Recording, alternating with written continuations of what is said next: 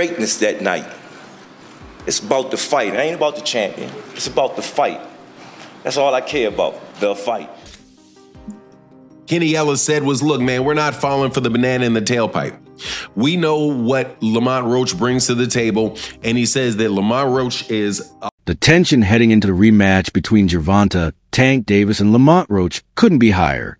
Coach Calvin Ford, never shy about his confidence in Davis, fired back at critics during the press conference seats. I don't know if Lamont Roach exposed weaknesses of Tank Davis. Conference seats over.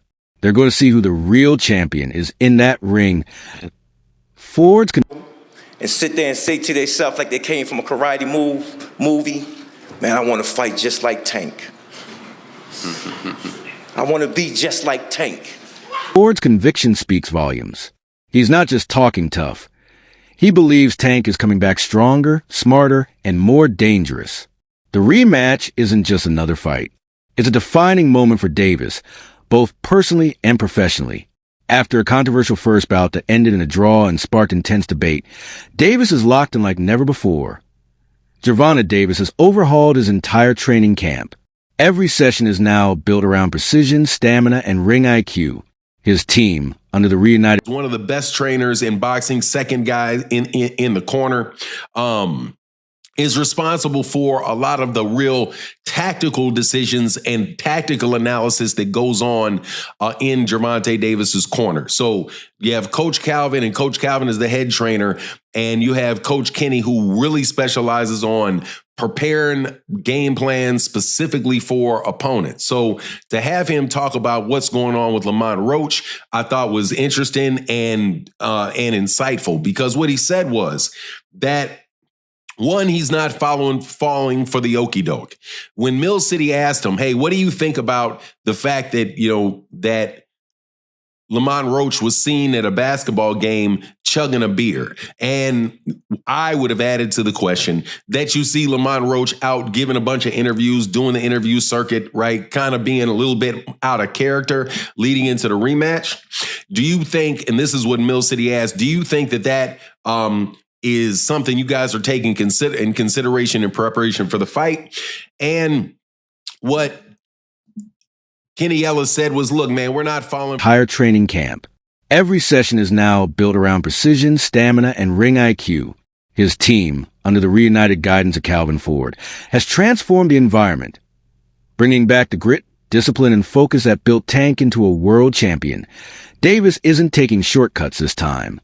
Mistakes from the first fight, lapsing defense, fading energy, and unclear execution are being addressed head-on. His footwork is sharper, his timing more dangerous, and his mindset totally locked in. He's treating this rematch. Do you think, and this is what Mill City asked, do you think that is something you guys are taking in consideration in preparation for the fight? And what Kenny Ellis said was, look, man, we're not falling for the banana in the tailpipe. We know what Lamont Roach brings to the table, and he says that Lamont Roach is, we're not believing that he's out there drinking or blowing up a bunch of weight and all of that. He says what most people say, hey, we're going to prepare for the best version of Lamont Roach that is going to, that'll come for us. But the way that he saw the fight coming out was he said he sees it like the fight before, a lot of really crisp shots landing. And the fight is going to be similar, but hey, the fight at the same time is going to be very different. Now, I just happen to have a very good friend named Phoenix the Assassin who breaks down fights for me. He's a trainer, got a world-class eye for fights. And what he speculated should be the difference between the first fight and the second fight for Gervonta is that Gervonta is going to need to spend a lot more time fighting on the outside and scoring points for a longer period of time on the outside, and then making sure that, and basically forcing mindset totally locked in. He's treating this rematch as a mission of redemption. What many fans didn't realize was a mental toll Davis faced leading up to and following the first fight. He opened up about the emotional and psychological challenges, even considering stepping away from the sport. Public scrutiny, isolation, and personal doubt crept in, but instead of breaking under the weight, Davis turned inward, sought therapy, and emerged more self-aware, and perhaps more dangerous on the other side. Lamont Roach Lamont Roach, he feels that he won. Like, do you think the best thing going forward, they should just run it back, have a rematch? Oh, yes, most definitely. I think a rematch is definitely called for. And I think probably, the sooner the better. So I would say, hey, let's work on a deal to where we could get in there within the next 4 to 5 months. Yeah, I agree there. Lamont Roach proved himself as a serious contender. Tactical, patient, and composed, Roach surprised the boxing world by going toe-to-toe with Tank, and in the eyes of many, even beating him. His ability to stay focused, read Davis's patterns, and counter with precision left Tank visibly frustrated, and at times, Roach's performance elevated his stock. Even if he doesn't win the rematch, he's now firmly in line for marquee fights against the likes of Keyshawn Davis, Shakur Stevenson, Devin Haney, or Ryan Garcia. He's no longer an underdog.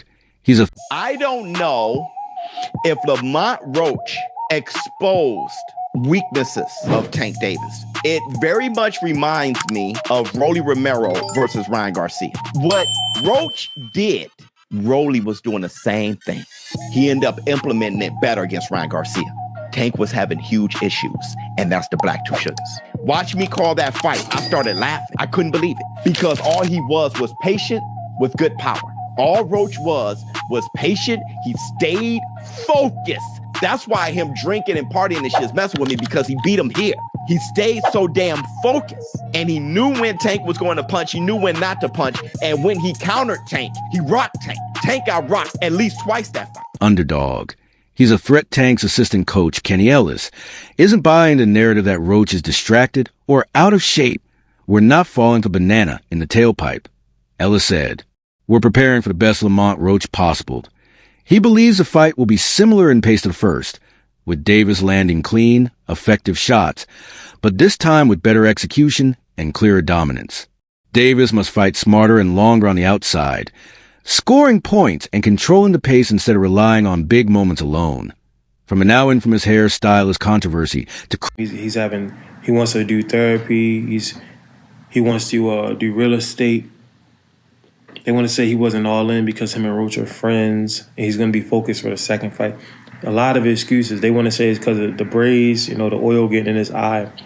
Whatever. This is what really happened. And I just now came to this conclusion because I've been making some other videos for Patreon, but Lamont Roach posted a video recently on to criticisms about Davis's focus. Distractions clouded the aftermath of the first fight. Some blamed the hair oil in Davis's eyes. Others pointed to his friendship with Roach. But public perception shifted quickly, and many turned on Davis after the draw. As Teofimo Lopez pointed out, look at the love they had for him before the fight, and how fast they flipped on him after. This rematch, then, is not just about boxing. It's about reputation. Winning means... We gotta talk about it. So, Tank officially came out and says that he wants to put this rematch as early as May. Now, if that were to happen, Lamont Roach gets a second time to prove himself. Now, in my personal opinion, his stock has already risen. He is already notable. The fact that he went toe-to-toe with Tank on a decision that ended in a draw, whether he loses this second fight or not won't even matter. Because he's directly in line to go against the Keyshawn Davis, the Shakur Stevensons, and etc., the Devin Haneys, and etc. I can see him moving up and going against a Devin Haney or Ryan Garcia or somebody like that. So many people to fight. Lamont Roach has definitely proven himself. But let's talk about something else. And that is the hairstylist situation. In my humble opinion, I believe she should have been quiet. As a hairstylist, there was nothing for you to say. No fan in boxing was going to look at them like, I don't want her to braid my hair. No one would have said that. But she hurt herself when she came out and publicly made multiple claims, got all these receipts that no one needed, no one asked for, saying, oh, this had no grease or oil in it. No one cares. Nobody even believes it. sometimes it's best to remain quiet. But you guys let me know in the comments. Should she have remained quiet, or should she have did what she did, which is spoke up? You let me know. Winning means silencing doubters. Losing could change how Davis is remembered for Davis. This fight is about legacy. Can he bounce back and prove he's still an elite force in the sport? Can he silence the criticism and show that the first fight was a one-off? For Roach, it's about validation. Can he beat Davis clearly and prove the first fight wasn't a fluke? Can he carve out his own legacy at the top of the division? Shakur Stevenson, who has sparred with Roach, believes in Roach's skills, especially his defense, which effectively... Surprised by Roach and Tank. What do you think the biggest surprise was in the fight? It wasn't a surprise because we know Roach. It wasn't a surprise. Mm-hmm. Roach can fight. A lot of people think because a person is not popular, that they don't exist. There's fighters out there that can rumble. They just got to get the opportunity. You know? What's the difference makers coming into this fight? The first fight, I thought, everybody thought Jalil won. We just got to turn, hit the gears a little harder. We ain't really got to change too much. Just got to put the icing on the cake, Put the icing on the cake this time, that's all. He did enough to win the last fight, but we was in somebody else's territory, This time around, being in Florida, do you feel like it's a mutual zone? Yeah. It's more of an even playing field in Florida. Okay. Do you feel like he needs a stoppage to win the fight due to what happened the first time? Not necessarily a stoppage. A stoppage is good, but not necessarily. You just got to put the icing on the cake. That's all. Just hit the gears a little harder. That's all. He hit the gears hard enough the last time, but boxing is a dirty game. It's a dirty game. You got biased people, unfair people. Anybody saw that first fight and said Jalil lost, they don't know boxing.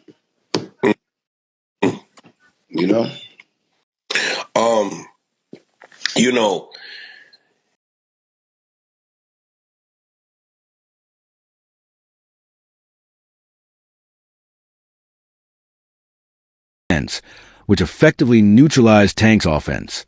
That endorsement adds even more weight to the challenge Davis faces. NO1 is taking this fight lightly. The preparation is intense. The stakes are personal, and the boxing world will be watching closely.